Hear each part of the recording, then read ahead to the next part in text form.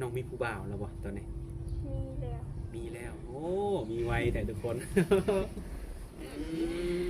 แต่คนตอนนี้น้องลงกันแต่คนลมผู้หนึ่งลงคนหนึ่งลงคนเดียวทุกคนเนาะโอ้ฮู้อยู่ว่าเป็นหนุ่มทางใดทางไทยวะคนไทยน้องเนี่ยรู้จักชื่อเสียงนามเพิ่นอยู่บ่อยู่แต่ว่าได้โทรหากันได้เบิ่งหน้าเบิ่งตากันอยู่บ่ได้โทรอยู่ได้โทรอยู่เนาะเป็นอะไรสำหรับน้องนี่ตรงสเปคอยู่กับน้องอยู่บ่กะพอได้ก็ได้อยู่เนาะโดยถ้าอ้ายเพิ่นมักน้องให้น้องก็สิมักอ้ายเพิ่นได้อยู่บ่ได้แม่นบ่โดยสบายดีFC ของสาระน้อยเบอร์สุคนบ่ว่าสิอยู่ภายในหรืออยู่ต่างประเทศก็ยินดีต้อนรับเข้าสู่ช่อง YouTube ของสาระน้อยอีกแล้วทุกคนได้เปิดภาพมาในมื้อนี้ก็อยู่ห้านเฟอเนาะที่ว่าบอนน้องปูเปี้ยวเพิ่นเฮ็ดเวียกกันแหละทุกคนเลยตอนนี้ทางสาระน้อยก็เดินทางมาฮอดจอดถึงแล้วเนาะมื้อนี้ก็มีทางผู้นักผู้ใหญ่เนาะทางบ่าวศรีรัตน์เพิ่นก็ได้ฝากเงินมาให้ทางน้องปูเปี้ยวเนาะให้ทางบ่าวศรีรัตน์เป็นสะพานบุญให้ทุกคนได้เรียกว่าสะพานหักเนาะตอนนี้ก็มาฮอดจอดถึงแล้วเนาะก็สิเข้าไปโอไปลมหรือว่าเข้าไปสอบถามมาทางน้องปูเปี้ยวเพิ่นเนาะเห็นว่าทางน้องเพิ่นก็ออกเวียกออกงานแล้วบ่ฮู้ว่าทางน้องเพิ่นนี่มีเวียกหยังสิไปเฮ็ดต่อบ่เนาะทุกคนก็เฮ้เนาะทุกคนเนาะก่อนอื่นก็อย่าลืมกดไลค์กดแชร์กดติดตามให้สาระน้อยในเด้อทุกคนเพื่อเป็นแรงบันดาลใจให้สาระน้อยได้เฮ็ดคลิปต่อๆไปเนาะโดยเปิดภาพมาในมื้อนี้กันเนาะอยู่กับน้องปูเปี้ยวผู้เจ้าผู้งามอีกแล้วเนาะน้องละเนาะสบายดีน้องละสบายดีทุกคนเนาะมาเจอกันอีกเป็นครั้งรอบที่2เนาะในการเปิดใจครั้งนี้ทุกคนเนาะโดย ก็คือมื้อนี้ก็มาหาอยู่บ่อน้องเฮ็ดงานเนาะเฮ็ดเวียกหั่นแหละแต่ว่าเป็นอะไรน้องละน้องยังได้เฮ็ดเวียกเฮ็ดงานอยู่นี่อยู่บ่ออกแล้วบ่โดยคือว่าออกลงละไม่เท่าบ่สบายไม่เท่าน้องนี่บ่สบายโดยโอ้เพิ่นเป็นลนและเป็นโดนแล้วโรคประจำตัวเพิ่นนี่บ่แม่โดยเพิ่นมีอายุจักปีบ่ฮู้คือกันจะน่าจะเฒ่าเติบแล้วแม่นบ่โอ้โดยคือน้องมาเฮ็ดเวียกอยู่นี่นะได้จักเดือนก็5 เดือนเต็ม5 เดือนเต็มเนาะโดยเป็นจังได๋พอมีเงินเก็บอยู่บ่บ่ได้แม่นบ่คือเงินเดือนออกน้องแบ่งไปทางไหนในเงินเดือนน้องนี่ทางแม่เฒ่าเบิดเงินเดือนออกนี่ให้ทางแม่เฒ่าเบิดโดยเลยอาการเพิ่นปัจจุบันนี่อาการเพิ่นเป็นแนวใดน้องล่ะย่างบ่ได้ลุกบ่ได้เราเมื่อยเราสู้บ่ได้ลุกบ่ได้ไปไทยบ่ได้แบบสไตล์แบบว่าป่วยติดเตียงแม่นบ่แม่ไปกวดเพราะว่าเป็นเลือดสมองตี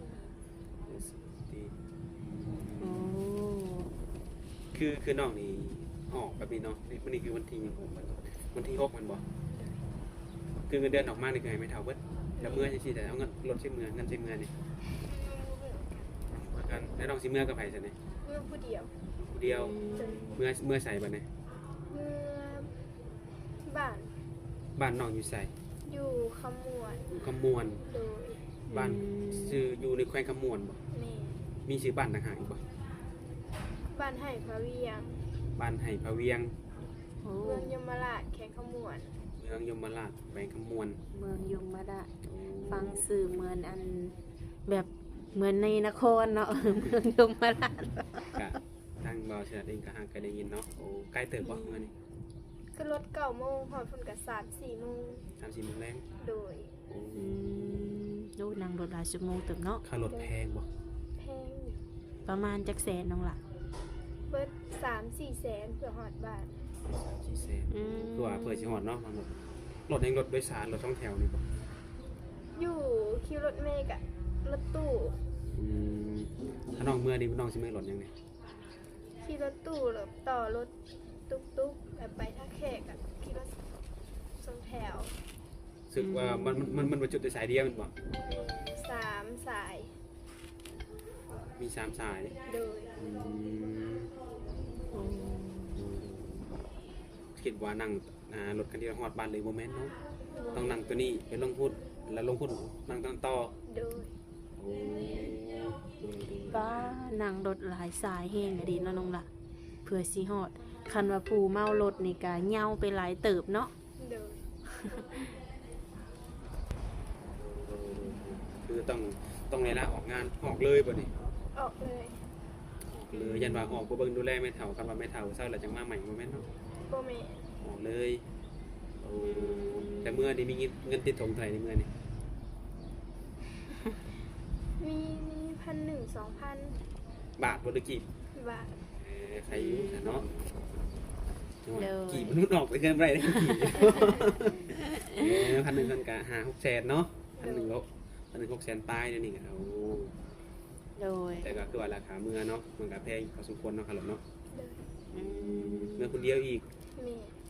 โอ้ คือแม่เฒ่านี่เลี้ยงน้องมาแต่น้อยแม่นบ่ โดย เอ่อบัดนี้พ่อแม่น้องได้อยู่ไส อยู่ซีโน อยู่เซโนอยู่บ้านพี่นี่เนาะ โดย แต่เพิ่นบ่ได้เมื่อนำน้องบ่ บริเมื่อ มีแต่ว่าน้องคนเดียวเมื่อเนาะ เมน แล้วไผสะเบิงอันแม่เฒ่าน้องอยู่ตอนนี้ฮะ น้าสาว โอ้น้าสาวเป็นคนเบิง เมน อืมโดย อันนี้คือเรื่องหรือว่าสาเหตุเนาะที่น้องเพิ่นต้องออกจากงานน้องทุกคนออกจากงานเพื่ออย่างเพื่อเมื่อดูแลแม่เฒ่าเนาะไปเบิ่งแม่เฒ่าว่าแม่เฒ่าเพิ่นลุกไปไสบ่ได้เนาะ โดย ดูทุกคนเนาะและเป็นยังไงสารเรื่องหัวใจของน้องเนาะการเปิดใจไปนี่เนาะน้องมีผู้บ่าวแล้วบ่ตอนนี้ มีแล้ว มีแล้วโอ้มีไวแต่ทุกคน จะคนตอนนี้น้องลงกันจะคน รวมผู้หนึ่ง ลงคนหนึ่งลงคนเดียวทุกคนเนาะโอ้ ฮู้อยู่ว่าเป็นหนุ่มทางไหน ทางไทยอยู่อ่ะ คนไทยน้องเนี่ยรู้จักสื่อเชียงแห่งน้ำคนอยู่บ่ อยู่แต่ว่าจำบ่ได้เลย ไปถามอยู่บ่ ถามอยู่ โอ้แต่ว่าจำบ่ได้แสดงห้องสื่อมันห้องยากกว่านี่ ก็บ่อยาก แต่ว่ายังบ่ยังไงคุ้นเคยหรือว่ายังบ่ลืมเนาะ โดย โอ้ในการลมการคุยกันนี่จังไดได้โทรหากันได้เบิ่งหน้าเบิ่งตากันอยู่บ่ ได้โทรอยู่ ได้โทรอยู่เนาะเป็นจังไดสำหรับน้องนี่ตรงสเปคเดียวกับน้องอยู่บ่ กะพอได้ ก็ได้อยู่เนาะ โดย ถ้าอ้ายเพิ่นมักน้องให้น้องก็สิมักอ้ายเพิ่นได้อยู่บ่ ได้ ได้เห็นบ่ โดย โอ้ คือน้องนี่อายุเท่าไหร่ก็ 17 78ความสูงน้องเท่าไหร่นี่ 18 60 160ความสูง160น้ำหนักนี่จักมันมักเจ้าของเท่าไหร่ บ่ฮู้ บ่ได้เคยชั่งน้ำหนักเล่นบ่ แม่น โอ้ยังบ่ฮู้ทุกคนบางคนก็อยากฮู้เนาะน้องสูงเท่าใดน้ำหนักเท่าใดหันนะเพิ่นก็อยากฮู้แต่ว่าฮู้แต่ส่วนสูงเจ้าของเนาะ โดย ก็สิว่าจังซี่เนาะคือคนที่น้องลมปัจจุบันนี่เนาะเพิ่นก็เป็นคนไทยเนาะ โดย เป็นคนไทยเดี๋ยวเฮ็ดงานอยู่ทางไกลอยู่ต่างประเทศแล้วเนาะก็ว่าเนาะเพิ่นนี่มักเอาง่ายๆคือคำว่ามักน้องเนาะสนใจเนาะสนใจคุยกับน้องอยากสร้างครอบครัวกับน้องก็เป็นไปได้ แต่ว่าเพิ่นย่านอย่างนี้ย่านแต่น้องนี่ครับเพิ่นบ่ได้ย่านว่าน้องบ่มักผู้เฒ่าเพราะเพิ่นก็อายุหลายเนาะ โดย 60กว่าแม่นบ่ แม่น น้องฮู้แล้วเนาะ โดย คือตอนนี้เพิ่นย่านน้องนี่หักเพิ่นบ่ได้ย่านน้องบ่มักผู้เฒ่านะสินะเลยจะไปบี้มันให้ทางอ้ายนี่เลยทางบริษัทนี่มาเป็นสื่อถามให้เลยถ้าว่ามักก็ให้บอกว่ามักเนาะมักได้เอามาเป็นสามีได้มาอยู่นำกันได้ประมาณนี้เนาะแต่ถ้าว่าไอ้เฒ่าเกินไปน้องหับบ่ได้น้องเป็นพี่เป็นน้องให้ก็ให้บอกกันตรงๆเนาะ โดย อยากให้ว่าจังซี่ถ้าว่าแบบนี้นะบ่อยากให้แบบว่ามักผู้เฒ่าแบบว่าแบบอาศัยแบบว่าให้เพิ่นฝากเงินมาให้หรือว่าอยากได้ให้เพิ่นซื้อให้นี่บ่เอามันเนาะมันสิเสียหายตัวน้องเองตัวน่ะ แม่ น้องก็ฮู้ดีตัวนี้เนาะ โดย ถ้าว่าเป็นหน้าตาก็เราก็โอเคอยู่เนาะถึงอายุหลายเราก็ยังแข็งแรงอยู่เนาะสามารถดูแลเราได้นี่มักคุยกันเนาะ โดย คุยกันแล้วมักกันแล้วให้เพิ่นมาขอเนาะ แม่ โอเคทุกคนเนาะคือไอ้คนนี้หนึงนี่เราบ่กินยาบ่สูบการพนันบ่เล่นโรคประจำตัวบ่มีอาจจะบ่รวยแล้วก็บ่จนเราสามารถดูแลน้องได้ตลอดชีวิต เลย อืม เราให้ยืนยันมาเลยครับตัวนี้เราให้มาดูแลน้องสบายบ่ต้องแบบทุกเวียกทุกงานเฮ็ดในนั่นนี่บ่จำเป็นตัวนี้แต่ถ้าว่าน้องเฮ็ดสุดโตก็เรื่องของน้องเฮ็ดได้เพิ่นก็อนุญาตให้ตัวนี้อันนี้ว่าเรื่องในอนาคตถ้าน้องสมหวังก็ไม่เพิ่น นะเนาะ เพิ่นบอกไว้เลยว่า ดูแล ต้อง ดี ห่วง เนาะ ตัวนี้ อืม บ่ต้องห่วงเลยเราจัดการน้องให้ปัญหาอยู่ที่ว่าขึ้นอยู่กับน้องเองว่าน้องนี่สิฮักอ้ายเป็นแท้บ่แต่คืออ้ายว่าแหละถ้ากันแท้ก็ลมกันดีๆเนาะแบบลมกันยาวๆน้องน่ะเนาะ เลย เพื่อหยังเพื่ออนาคตของเฮา แม่ เพราะว่าการที่เฮาจะมีผู้แบบความดูแลเฮาเนาะความซัพพอร์ตดูแลเฮาแบบทั้งเฮาแล้วก็ครอบครัวเฮานี่มันหายากก็อยากให้น้องพิจารณาเบิ่งเนาะ เลย ก็อยากให้น้องก็คุยกันอีกบ่แม่นเดี๋ยวนี้ได้คุยกันอีกหารู้จักกันมาได้จักมื้อเลยนี่ 3 มื้อ2 มื้อ 2-3 มื้อเองเนาะก็คือว่าทุกคนเนาะในเมื่อแบบว่าคือน้องออกงานให้น้องได้บอกเพิ่นแล้วบ่ บอกแล้ว สิกลับบ้านนี่บอกเพิ่นแล้ว บอกแล้ว โดยเพิ่นฮู้เนาะว่าแม่เฒ่าบ่สบาย แม่ นี่นะก็คือเพิ่นก็อยากดูแลเป็นเบื้องต้น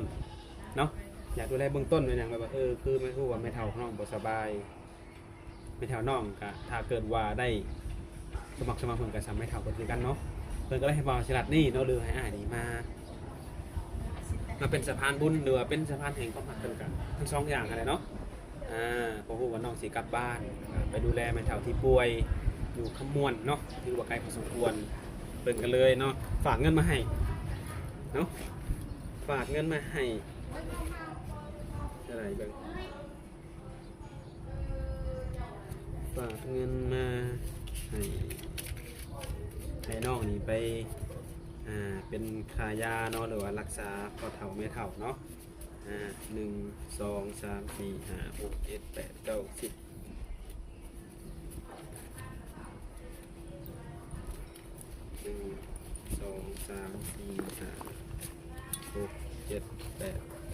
ว้าย 10ยังไงวะจับไปเท่าไหร่นะมี10 ใบ ตัวนี้พี่ตัวนั้นมาทางนี้ 1 2 3 4 5 6 7 8 9 10 3 นี่ 2 3 4 5 จะแนบกันให้ก่อนตัวตอนแรกตอนมาก็แนบอยู่แต่ว่าใส่กระเป๋าเลยมันออก ไม่ใช่แนบฝากเงินมาให้ ตาเนาะ จำนวน2 ล้านกีบเพื่ออย่างเพื่อเอาไปดูแลพ่อเฒ่าแม่เฒ่า เลย เงินนี่เพิ่นแบ่งมาสิได้เงินนี่ ให้แม่เฒ่าล้านหนึงคนใดสินะให้พ่อเฒ่าล้านหนึง เขาของน้องอยู่เซ่ เอาคือน้องเองก็ต้องไปดูแลพ่อเฒ่าแม่เฒ่าอยู่แล้วเนาะ ก็คือนั่นแหละให้เข้าใจแบบนี้นี่คือเพิ่นยากเนาะที่มีคนสวยเฮาแบบนี้เนาะ แม่ เฮาเป็นแบบมือหูข่าวพ่อเฒ่าแม่เฒ่าหรือแม่เฒ่าบ่สบายนี่เพิ่นยื่นมือเข้ามาสวยทั้งที่คุยกันแค่2 มื้อเนาะ2 มื้อ 3 มื้อนี่เพิ่นยื่นมือเข้ามาสวยกอดเพิ่นรูปนี่แหละก็คือว่าอะไรคือไอ้ว่าอะไรคือเพิ่นคนดีแบบนี้เนาะถ้าน้องมักบ่มักให้บอกกันตรงๆเนาะว่านึงว่าเฮาก็สิได้บุญนำ ว้าย เฮาก็สิได้ดีนำ ตื่ นะ นอยู่นะ อันนี้บ่มีการบังคับหยังเนาะคือแล้วแต่ตัวน้องเองบ่หลายก็สิมอบเงินให้น้องก่อนทุกคนเด้ออยากมอบเงินให้น้องก่อน เขาไปนั่งมอบให้น้องเพิ่นเลยไปเขาไปมอบให้ทางน้อง มอ เพิ่ บ นเล เงิ ย นให้น้องเพิ่นทุกคนเนาะก็เป็นเงินจำนวน2 ล้านเนาะ อืม แนบละล้านได้เท่านั้นเด้อ โดยอ่ะ ขอบใจ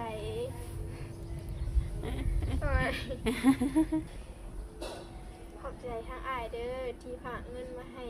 ซื้อยาให้แม่เฒ่า โดย ขอให้อ้ายอยู่ดีมีแห้งสุขภาพแข็งแรงร่ำรวย โดยเอา ก็ขอไปฮอดให้ถึงทางอ้ายเพิ่นเนาะ โดย ทางบ่าวฉลัดเองก็ขอขอบคุณทางอ้ายเพิ่นเช่นกันเนาะที่ให้บ่าวฉลัดมาเป็นสะพานในมื้อนี้แล้วก็เชื่อมั่นในตัวบ่าวฉลัดมาเป็นสะพานให้ในมื้อนี้เนาะแบบว่าเงินจำนวน2 ล้านนี่ก็มันก็บ่แม่นน้อยๆเนาะ โด เชื่อใจ ย และไว้วางใจก็ขอให้เพิ่นนี่จงอยู่ดีมีแฮงเนาะ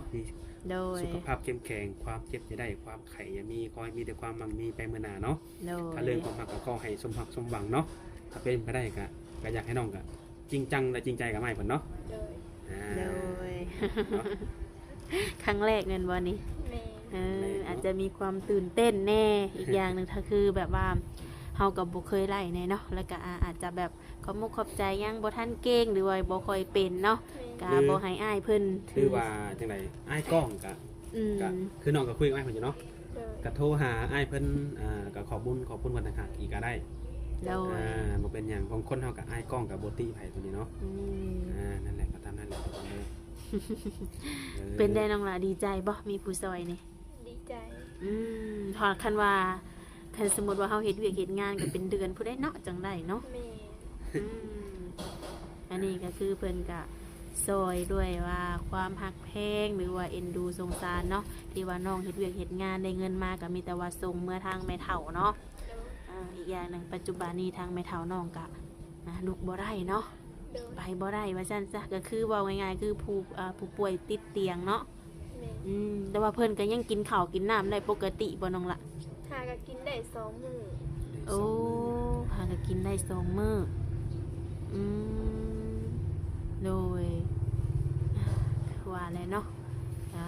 เรื่องแบบนี้ก็บ่มีไผอยากให้มันเกิดขึ้นเนาะ โดย เมื่อเกิดขึ้นแล้วก็เราก็เก็บหาเก็บซิบหรือว่าซอยกันเนาะน้องหลานเนาะ โดย เป็นค่าหึดค่ายาเพราะว่าไปหาหมอแต่ละเทื่อนี่ก็เบิดหลายเด้เนาะ แม่ตอนนี้ก็ยังเก็บเงินไปหาหมออยู่ เก็บเงินไปหาหมออยู่เนาะ แม่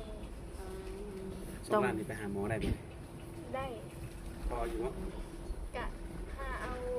ตาม ตื่มอีกบ่ ตามอาอยู่บ้าน แบบพี่น้องก็ซอยตึงไว้เนาะ แม่ ยืนพูดละแสน2แสนพูดละ2ล้านก็ว่ากันไปเนาะซ้ำมีว่าซั่นซะเนาะคือว่าการไปครับวงโมงครั้ง1ล้าน2ล้านนี่บางคนก็บ่กล้าสิไปเนาะว่าขยงขยำมันก็แพงนั่นแหละคน แมนอยู่เนาะแต่ว่าเป็นกำลังใจให้น้องเนาะ ขอให้ไม่เฒ่าหายไว โดย ๆพอเฒ่าไม่เฒ่าบ่ได้เป็นอย่างที่เนาะ ไม่ได้เป็น ก็ให้มันแข็งแรงขึ้นไปเรื่อยๆพอเฒ่ากันเนาะ โดย ไม่เฒ่าก็ให้เศร้าไวๆเป็นแข็งเข้มแข็งเพิ่นก็คือสิดีใจเนาะที่มีแบบผู้ใหญ่ทางไกลเนาะหรือว่าลูกหลานเพิ่นอยู่นี่เขามาช่วยนี่เพิ่นก็สิมีกำลังใจก็คึกคักขึ้นได้เพิ่นบัดนี้ โดยเลยคิดว่าอยู่บ่ว่าสิมาพี่อีกอยู่บ่น้องละสิมามื้อใดเดือนใด ถ้าไม่เท่าใครๆสบายดีกับสีมา ขึ้นอยู่กับทางอาการของแม่เฒ่า แม่ ถ้าเกิดว่าเพิ่นเศร้าไว้เพิ่นดีไว้ก็อาจจะได้มาอยู่เนาะ โดย อืม เพราะว่าพ่อกับแม่น้องอยู่พี่เนาะ แม่นี่พี่ คือสาเหตุตัวสาเหตุมีเหตุที่ต้องกลับคำหมวดเนาะ แม่ นั่นแหละต้องไปดูแลคนเฒ่าคนเนาะก็อาจจะมีผู้ดูแลอยู่แต่เฮาก็เป็นลูกเป็นหลานเพิ่นคือกันเนาะ โดย พอตั้งมาเพิ่นก็เลี้ยงเขามาแม่นบ่ แม่ นั่นแหละอันนี้ก็ได้เวลาเราตอบแทนบุญคุณในการดูแลเพิ่นคืนเพ โด ราะว่าปกติน้องก็ดูแลแบบเป็นเงินเป็นหยังเนาะฝากให้เพิ่นเนาะ โดย อันนี้ก็คือว่าแบบเมื่อเยี่ยมมายามเพิ่นได้ให้ไหนตากันเนาะเพิ่นจะได้มีแฮงคึกคักจะได้เศร้าไวๆ โดย ก็ตามนั่นแหละทุกคนเนาะก็มีแต่ว่าอยากจะเพิ่มเติมเรื่องการคุยเนาะการลมผู้บ่าว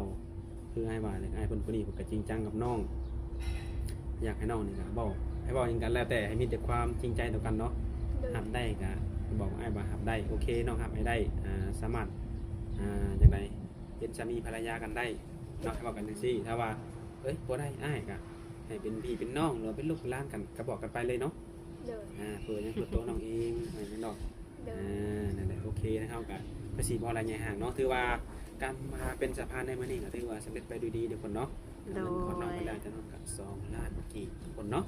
โดย ก็ขอให้ทั้งน้องกับไอ้เพิ่นสมหักสมหวังมีความจริงใจซึ่งกันและกันหักแพงกันเนาะ โดย โดยโอเคนะครับก็จะได้โคกับก้อนบัดนี้พบกันในมื้อหน้าเนาะ โด โดย ย สบายดี สบายดี